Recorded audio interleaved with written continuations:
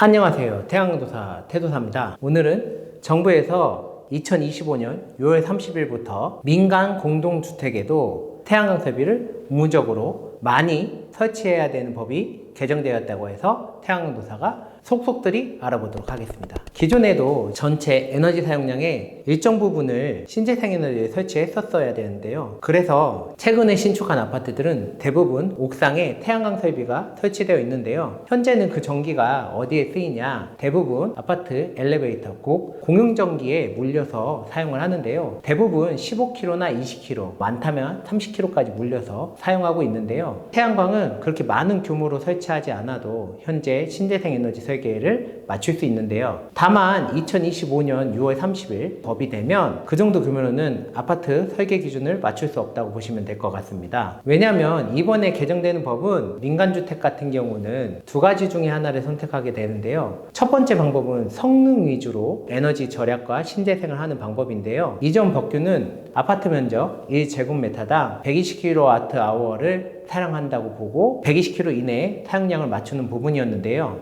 앞으로는 1제곱미터당 연간 100kWh로 용량을 맞춰야 됩니다. 16%에서 17% 정도가 강화됐다고 보시면 될 것 같은데요. 이 부분은 성능적인 부분이기 때문에 내가 태양광을 많이 하거나 냉난방 설비의 효율을 높인다거나 에너지 증금 높은 거를 해서 단열에 잡는다거나 이런 부분을 총체적으로 해서 1제곱미터당 연간 100kWh만 사용하게끔 설계를 내야만 패스가 되는데요. 이 부분은 정해져 있는 부분이 아니기 때문에 아파트를 설계할 때 정말 어려움이 많아서 현재는 성능 위주가 아닌 시방 위주로 설치하는데요. 시방 위주라는 거는 대부분 성능이 결정되어 있는 제품들을 사용해서 조건을 맞추는데요. 신재생에너지 같은 경우는 신재생에너지 설계 점수를 이전에는 25점 이상을 맞췄다고 하면 이후에는 50점을 맞춰야 되는데요. 그럼 대부분 쉽게 2배라고 생각할 수도 있는데요. 이 2배의 함정이 있습니다. 세부 내역을 보면 신재생에너지를 얼마큼 설치하느냐의 비율은 일단 4가지를 기준으로 나누는데요. 난방설비,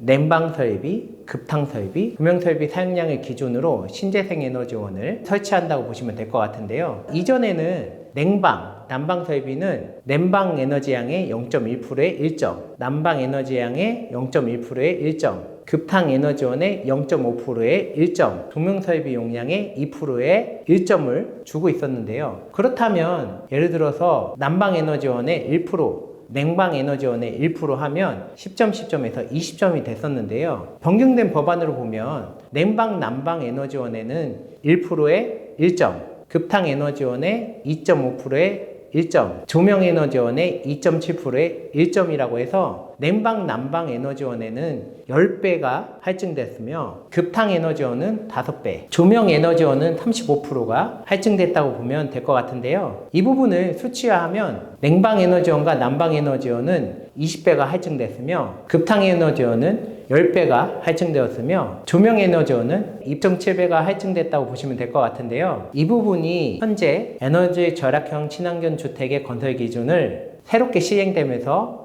반발이 일어나고 있는 부분인데요. 태양도사는 태양광을 설치하기 때문에 매우 기분 좋은 소식이지만 대부분 아파트를 준비하고 있는 재건축 개발단지라든지 재개발 개발단지 혹은 아파트 시행을 하려고 하는 분들은 현재 언론에서는 9평 84제곱미터 기준으로 130만원의 건설비가 올라간다고 되어 있는데요. 태양광도사가 생각할 때는 세대당 130만원이면 500세대를 기준으로 보면 약 6억 5천의 예산이 상승하는데요. 태양광 설비를 감안했을 때 6억 5천이면 현재 이 수치를 맞추기에는 어려울 것으로 판단됩니다. 그렇기 때문에 일부 세대가 큰 아파트 단지는 130만 원에도 가능하겠지만 작은 단지로 지으면 지을수록 금액이 많이 할증될 것으로 보여지는데요. 이전에는 이 부분과 유사한 사례로 정부에서 공공기관 건물 연면적 1000제곱미터 이상을 건축이나 증축 개축을 할 때는 공공기관도 10%부터 시작해서 2025년 기준으로 에너지 사용량의 34%를 신재생에너지원으로 사용하고 있는데요. 이 부분을 맞추려면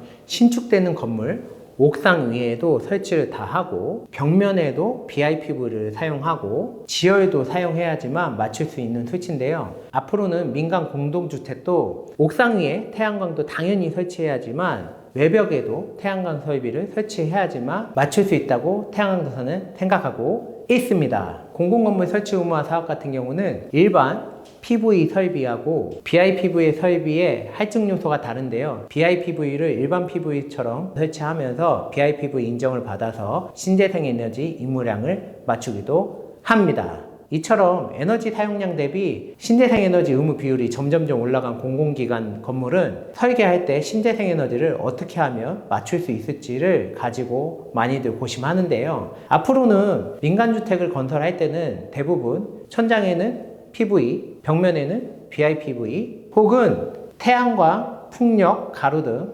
조경시설물에 디자인 태양광 등 여러가지 태양광 제품이 적용된 민간주택을 만나실 수 있을 것 같습니다. 정부의 이번 법규 개정으로 민간 공동주택에 신재생에너지 설비를 많이 보급할 수 있다고 생각이 드는데요. 신재생에너지, 특히 태양광을 설치한다면 태양광을 설치한 비용이 초기 투자는 되지만 태양광 발전을 해서 결국 전기료를 아끼게 되어 있기 때문에 언젠가는 이 수익성이 전기료를 아껴서 원 설비 금액을 충분히 감안할 수 있다고 태양광도사는 생각하는데요. 구독자님들은 앞으로 민간 공동주택을 분양받으시고 태양광 설비와 신재생에너지를 설치하시고 아리백 캠페인에 동참하세요.